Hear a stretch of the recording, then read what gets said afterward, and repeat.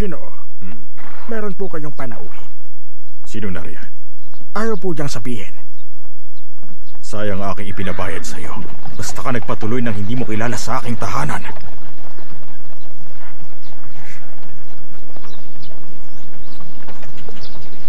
Nasaan siya ngayon?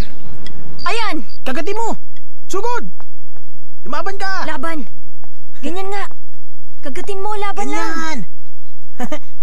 Sige, ayan na. Laban! Ay. Alis na. Opo. Ikaw bang taga-suri na si Xiang Henyan? Ako nga. Ikaw, magpakilala ka. Isa akong Xuan Yuan.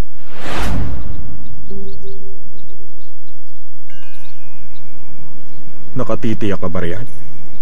Kadugo mo ang mga Xuan Yuan na naghahari sa Taiwan? Ganun na nga. Alam mo bang ibig sabihin ng ngalang iyong dala? Maaari ako maging hari. Mataas kang mangarap. Sige nga, ano ang dahilan upang piliin ka namin bilang hari? Napapasunod ko ang tubig.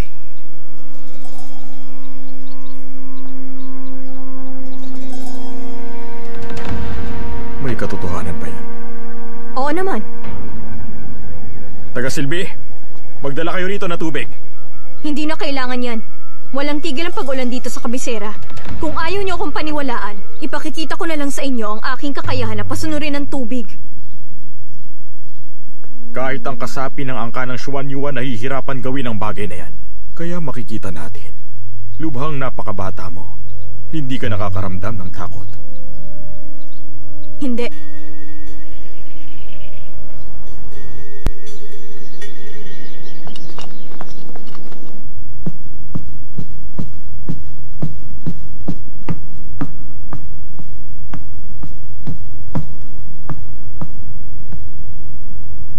Ministro, narito po ang mga liham ng mga nagnanais na makita kayo ngayong umaga.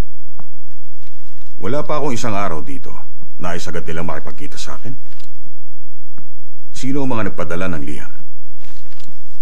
Mula sa palasyo, liham ng kalihim, mga tao ni Prinsipe Si. Ang komandante, punong guro, ganun din ang pangalawang general. Bukod sa kanila, mabababang ministro. Ang mga tauhan ni Xiang Henyan, hindi pa rin ba sila kumikilos ngayon? Nagpadala na po ng liham si General Liu. Kaya lang po, nagtalo raw po sila ng dahil sa salapi. Hindi na sila magkasundo. Nais niya kayo makita. Ibig niya marinig ang inyong imumungkahi.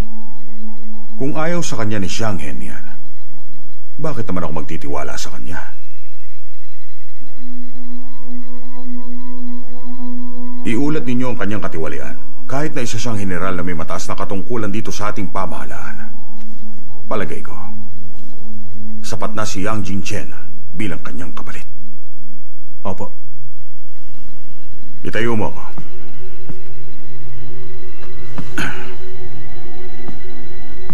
Tunay ngang napakahaba ng pasensya ni Xiang Henyan. Malapit ang malunod ang kaharian sa baha, ngunit ayaw pa rin niyang makipag-usap sa akin. Ano kaya ang binabalak niyang gawin?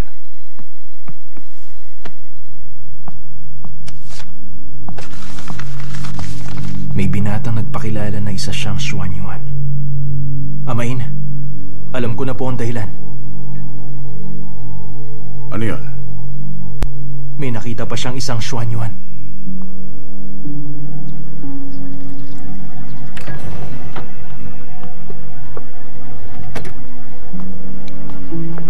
Kamahalan, Nagsimula na ba kayo?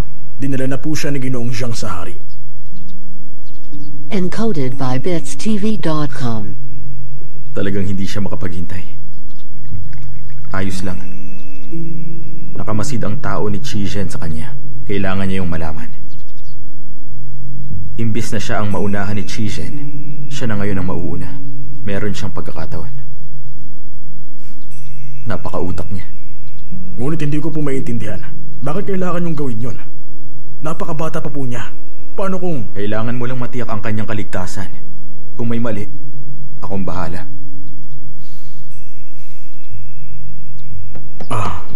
Kamahalan, kung magpapakilala kayo kay Zhang Henyan, tiyak na tutulungan niya kayo na makuha ang trono. Higit na mabuti yon.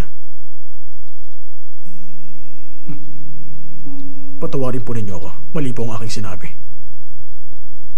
Matagal na kitang kasama. Nakalimutan mo na ba ang aking pakay? Ang kailangan, si Qizhen ang tumulong sa akin upang makarating ako sa trono. Tapos saka ako kikilos. Uubusin ko ang tao niya. Inubos na natin ang angka na Xuan Yuan. Sumalit saan ba nanggaling ang binatang yon, ha? Hindi kaya isa tong patibong ni Zhang Henyan? Maaari po yun, Amain. Isipin po ninyo, habang patungo Xuan Yuan, hindi po ba katakatakang nawala ang prinsipe? Nakamasid lang tayo sa kanya. Ngunit sino po nagsabing tumakas siya? At sinong tumulong sa kanya na makaalis? Mag-isa lang siya. Maaring hindi po siya nakatakas. Marahil merong dumukot sa kanya.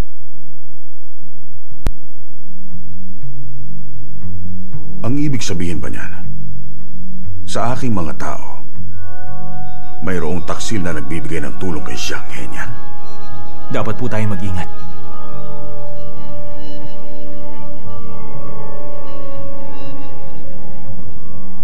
Tama ang aking kutob na may kakaiba sa prinsipe dahil hindi siya basta umaayon sa akin. Napakahusay mo dahil naisip mo yon. Kung si Zhang Henyan, ito na talaga ang binabalak na gawin magmula pa lang nung simula. Hindi kaya ang tunay niyang binabalak? Mabitag ako upang bumaba ako sa aking katungkulan.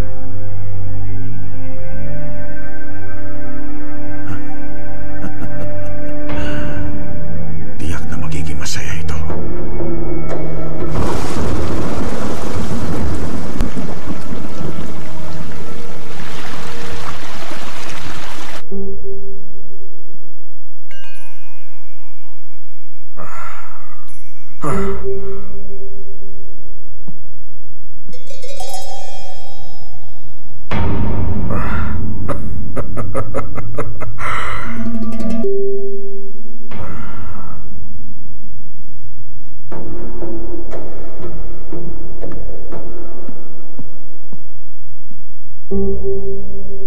Binata, sino pa lang yung ama?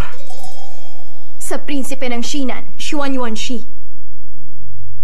Prinsipe ng Shinan?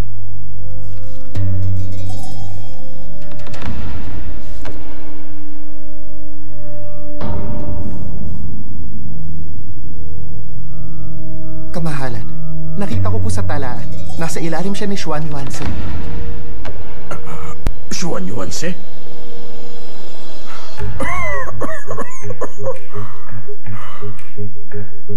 Halos 80 taon na rin ang nakalilipas. Hindi ko inaakalang may makikita ako sa kanyang abo. Ito ay isa itong... Kamahalan, mawalang galang na. Ano yun? Ayon po rito sa talaan, ang prinsipe po ng Shinan, kahit kailan hindi siya nagkaroon ng anak. Kung ganon...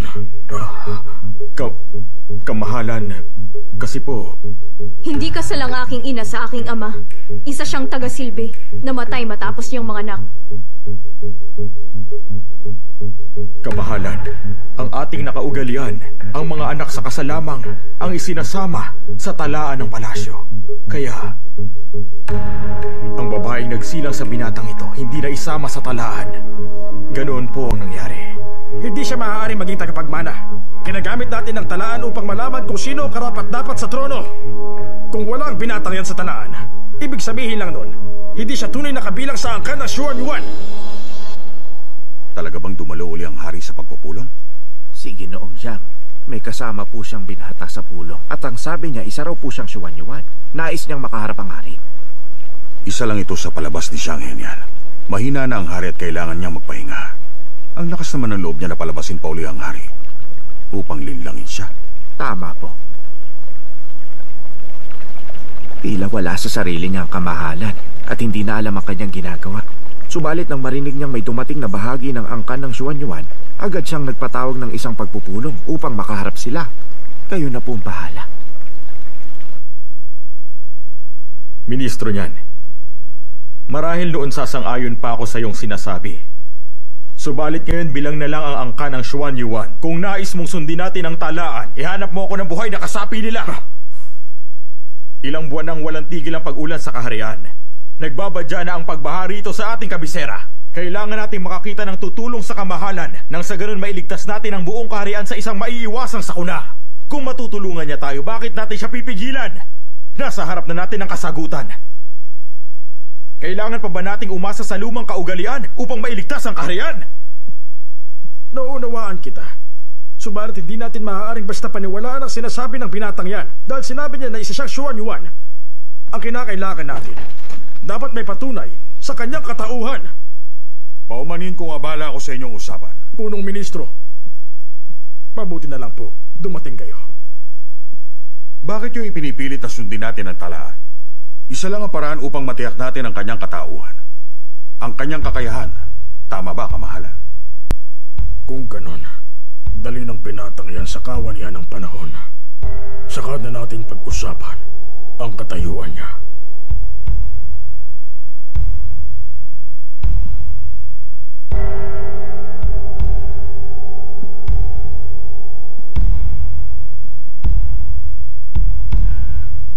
Narinig ninyo siya. Sa kawanihan ng panahon. Opo!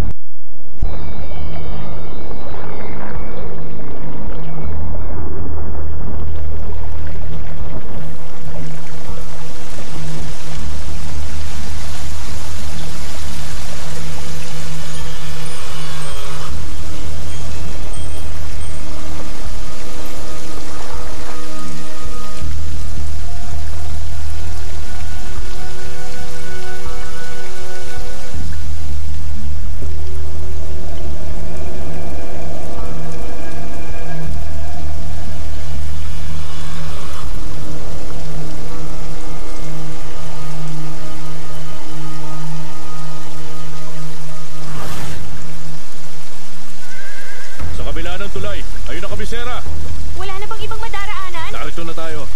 Huwag tayong mag-aksaya ng oras. Kailangan lang natin tumawid. Subalit napakasama ng panahon. Bigla na lang bumuhos ang malakas na ulan. Maghintay na muna tayo. Manahimik ka dyan.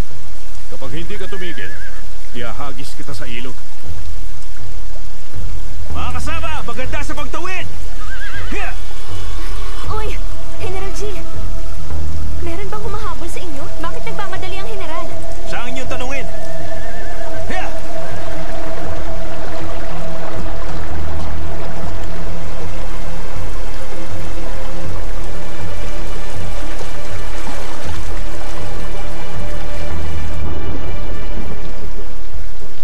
Pagkatapos ng labanan sa Chongqing, nahati ang lahat. Hawak ng Taiwan ang tubig, ngunit ang tubig may sariling buhay. Kaya nitong paunlarin ang lupa. Kaya rin nitong lunurin ang lahat sa baha. Sa isang iglap lang. Tanging ang may kakayahang pasunurin ang tubig ang maaaring mamuno.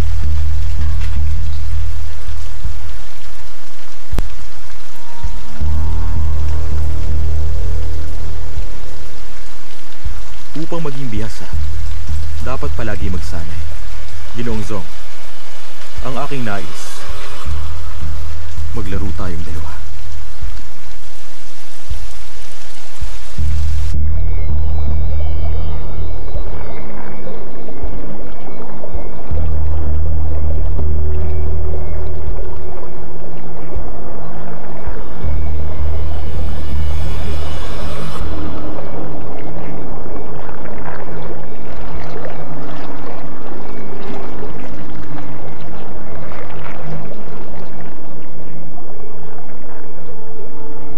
Kung isa kang tunay na Xuanyuan, tiyak ako na alam mo kung ano ang gagawin dito. Huwag kang matakot. Kaya mo yan. Sige.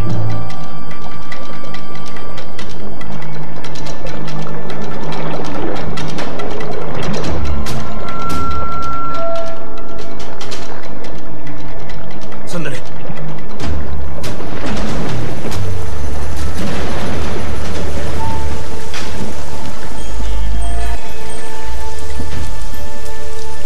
Maganda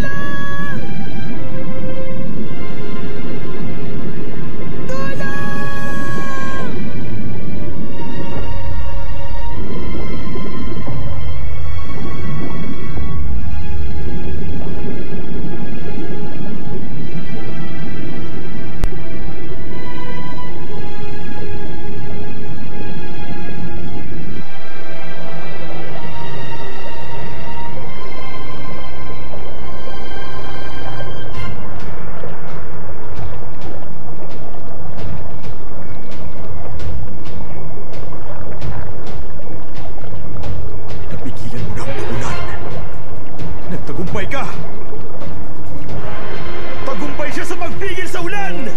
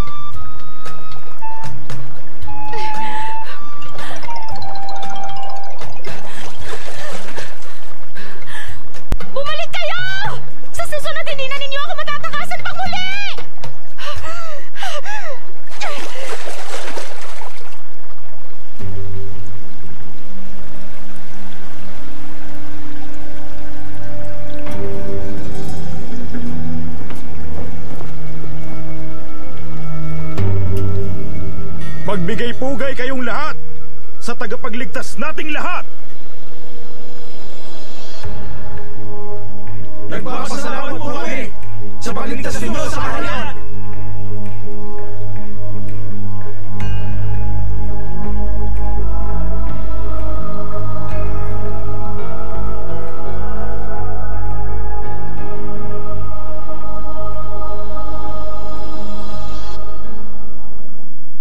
Encoded by BitsTV.com.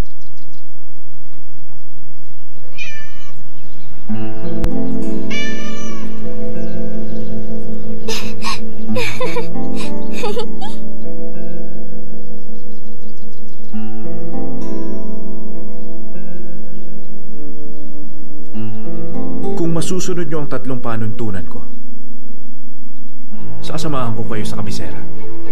Una, ayoko na maingay sa pakikibagay. Sa kabisera, hindi ako dadalo sa mga pagtitipon. Pangalawa, mapili ako sa tauhan. Ang mga kawal at taga-silbi, ako mismo ang pipili. Kung may pag-aalinlangan ka, tapos na ang usapan natin. Pangatlo, gumagamot ako at pumapatay. Kung nais mo akong magpanggap sa pagtawag sa aking isang mabuting manggagamot o Samaritano, hindi ako susunod.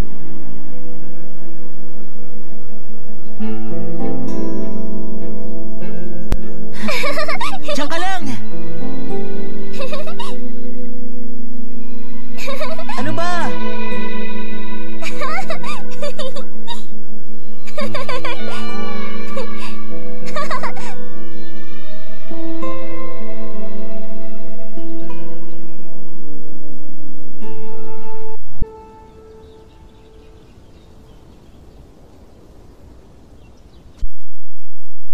Binibini, sandali! Binibini! Pinabibigay ng General.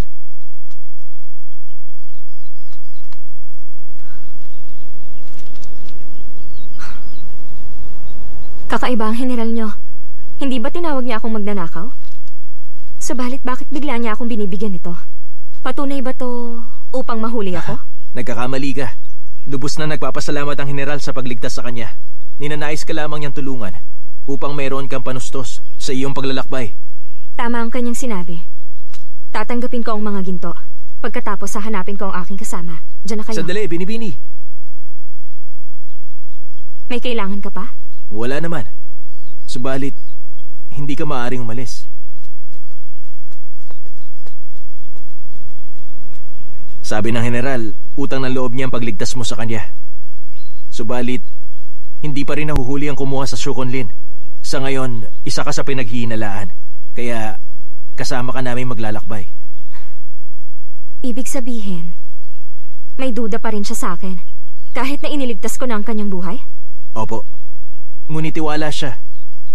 Sabi ng General, magkaibang bagay yon. Nagpapasalamat ang General sa pinakita mong kabutihan. Subalit ang pagkawala ng Shukonlin, ibang bagay na yon. Hindi niya yon basta palalampasin. Kung ganun pala, hanggat hindi natin nakikita ang Shukonlin, pagdududahan niya pa rin ako. Ganoon na nga po.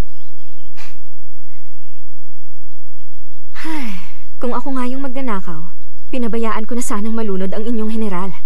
Hindi ko siya ililigtas. Tila kinagat ako ng iniligtas kong aso. Hoy! Hindi aso ang aming General. Masahol pa siya sa aso. Kakausapin ko siya. Uy! Binibini, hindi ka niya haharapin. Jean-Beye! Bakit hindi tayong mag-usap? Jean-Beye! Lumabas ka! Jean-Beye! Lumabas ka! Harapin mo ako! Jean-Beye! Jean-Beye! Jean-Beye! Jean-Beye! Harapin mo ako! Oh. Jean-Beye! Jean-Beye! Harapin mo ako! Harapin mo ako! Jean-Beye! Palagi ninyo akong iniiwan! Walang General dito. Buti pa, maghanap ka sa iba. Sa palagay mo ba malilin lang mo ko? Ilang araw ko na kayong hinahanap. Hindi ninyo ako basta maiisahan. Si Alan Jo ang kaharap mo. Tabi! Wala nga siya rito. Lumabas ka rito! Jean-Beye! Sino bang dalagang yun? Lumabas ka rito! Jean-Beye! Tingnan mo ang kanyang suot. Jean-Beye! Wala siya sa tiyong niya. Harapin mo ako! Labas dyan!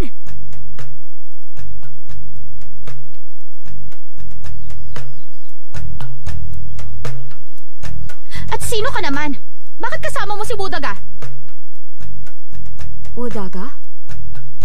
Magkapatid ba kayo? Hindi ako kapatid ni Budaga. Ako kasi, ang nais ko, maging kami. Jean-Beye! Lumabas ka rito! Ay, tigil mo nga yan! Tama na yan! Tabi riyan! Huwag kang humarang! Wala nga siya! Tama na! Umalis ka yan! Wala ang General! Ay, kung nariyan siya! Tabi!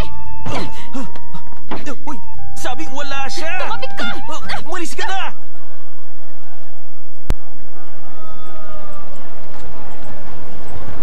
Kahit nakatakas ako, napakalaki ng kabisera. Saan ko hahanapin si Xiaoqi? Bili na kayo! Sige na, bili-bili! Ginoong isa nga niyan.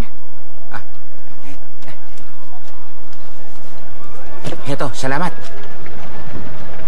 Bili na! Murang-mura lang!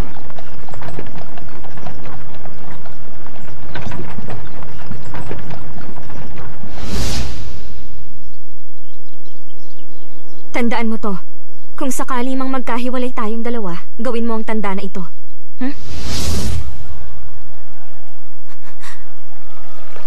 Sunod! Sandali! Ang pahintulot mo. Kailangan ko pa ba nun? Hindi mo ba nakikita? Kaharian na to ng Taiwan. Kailangan mo ng pahintulot o pagkakakilanlan. Bakit pinatuloy niyo yung kalesa? Sa bahay yun ng punong ministro. Umalis ka na. Alis na! Sige na, sunod! Punong ministro?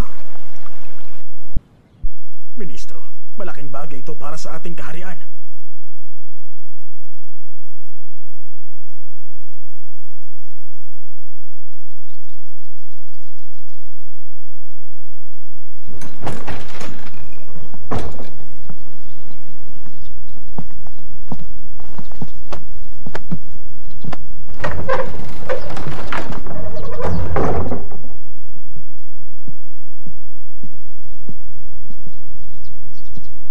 Amain, tiyak po pagod na kayo.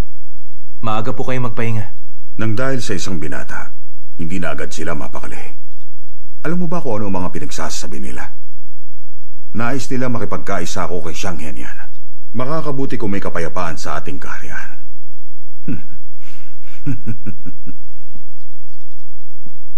Hindi ba't ang mga taong yun rin ang nagudyok na agawin ng trono sa hari? Nangako sila ng katapatan sa inyo. Ngunit ang totoo, balimbing sila. Pagdating sa mga ganyan, kanya-kanya mga tao. Nais lang nila makatiyak na makukuha nila ang kanilang hinahangad. Yunhen, nagdaan ka na rito.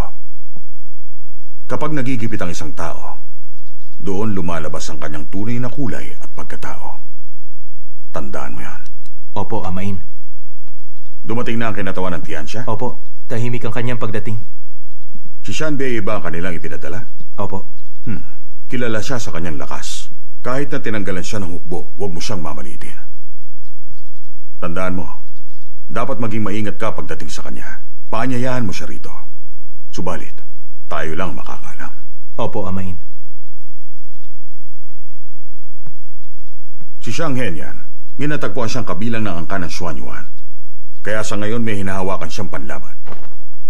Ngunit hindi niya alam, pinagpapala ako ng kalangitan. Nawawala si Xuanyuan Min. Ngunit dumating naman si Xuanyuan Hui.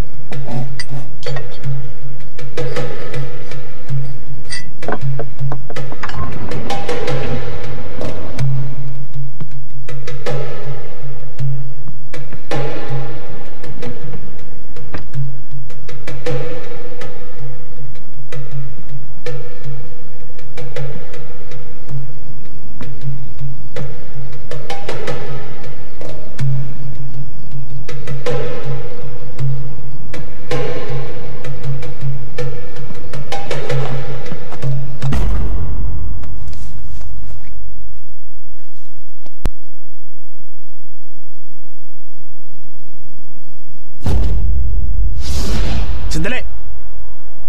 Ang paintulot mo? Kailangan ko pa ba nun?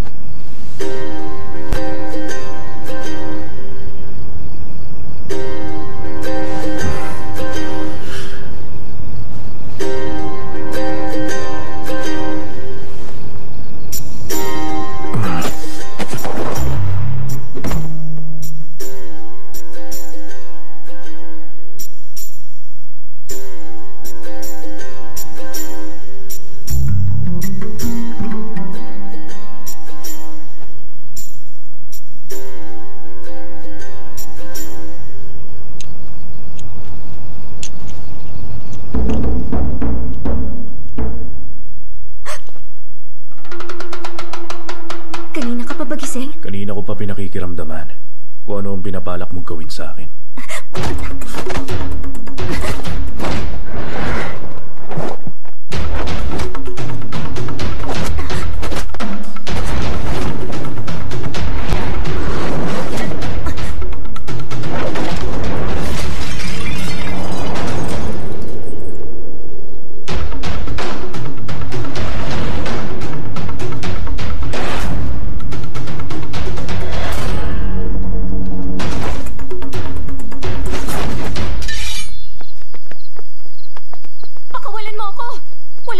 sa babae! Hindi ka makakawala. Makikita mo! Hindi pa ba tayo makikialam?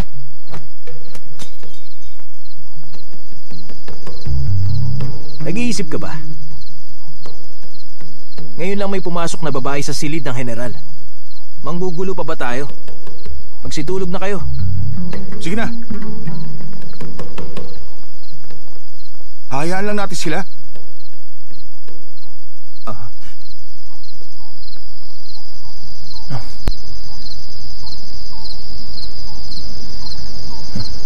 Napakapalad niya.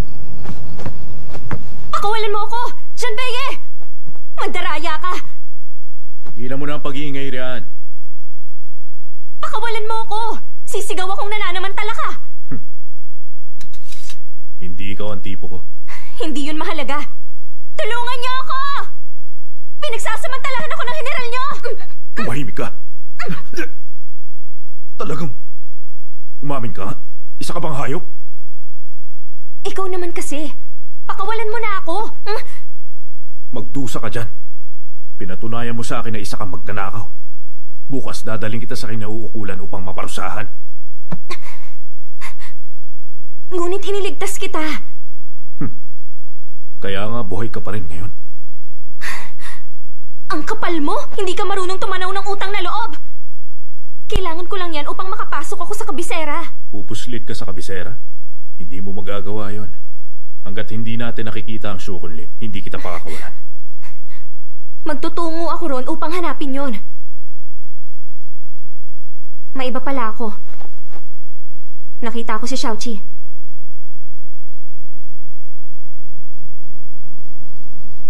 Nasaan na siya?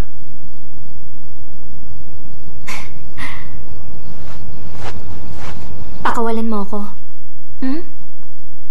Pagkatapos... Huwag mo nang ituloy. Kaya ko siyang hanapin kung aking nanaisin. Tanda mo, hanggat wala sa akin ang Shukunlin, hindi ka makakalis. Sige. Ikaw ang bahala. Tingnan natin kung tatagal ka. Sinusubukan mo ko.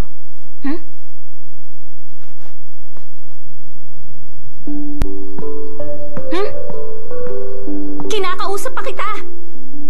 Pakawalan mo sabi ako. Jabeye! Tulong! Tulungan niyo ako! Pinagsasamantalahan ako ng general. Pakiusap, tulungan niyo ako!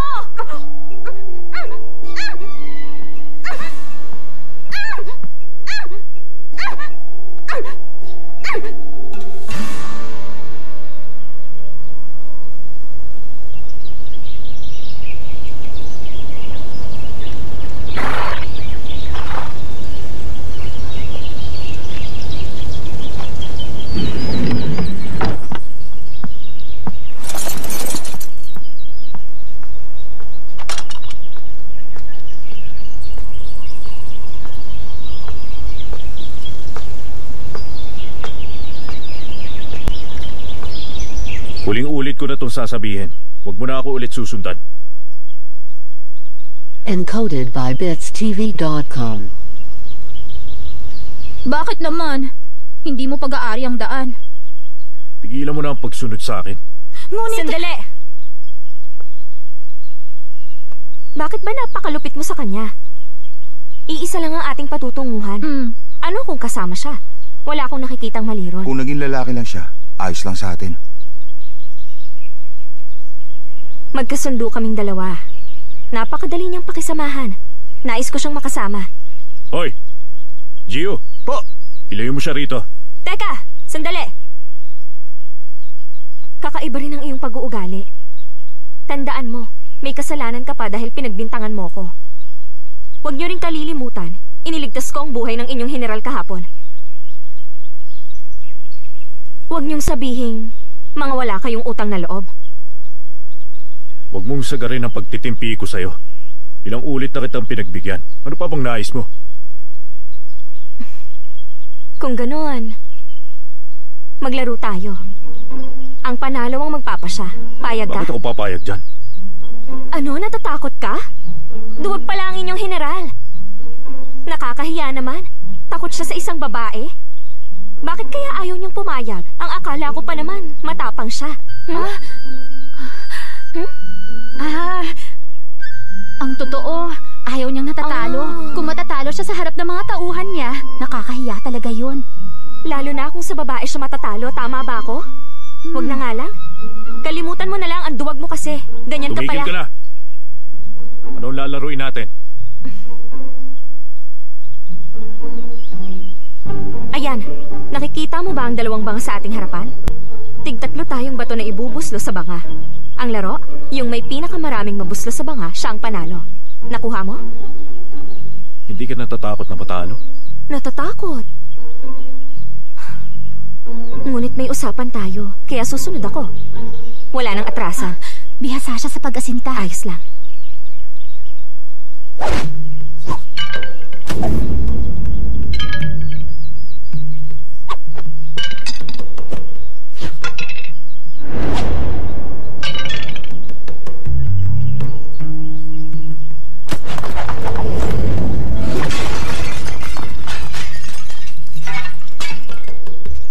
Lagot na. Ikaw! Paano to? Nabasag ang iyong banga.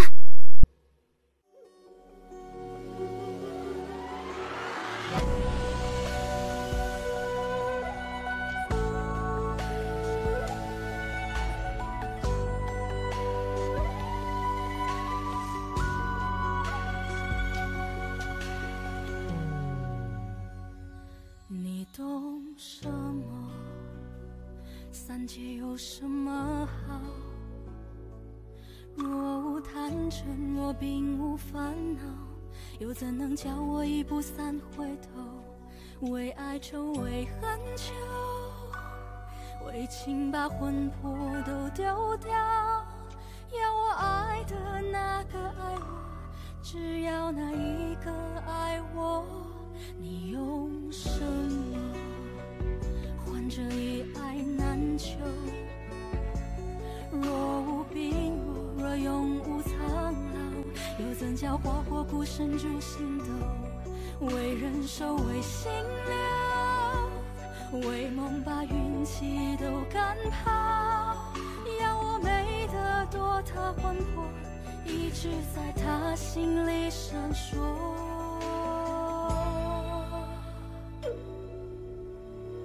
有道说此生所求，不过翻云覆雨厮守。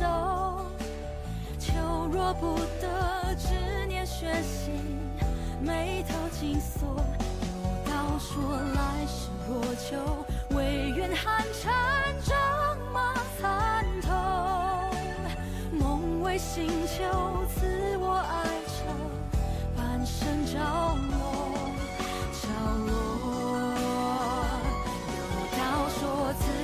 所求不过翻云覆雨厮守，求若不得，执念悬心，眉头紧锁。有道说来世若求，唯愿寒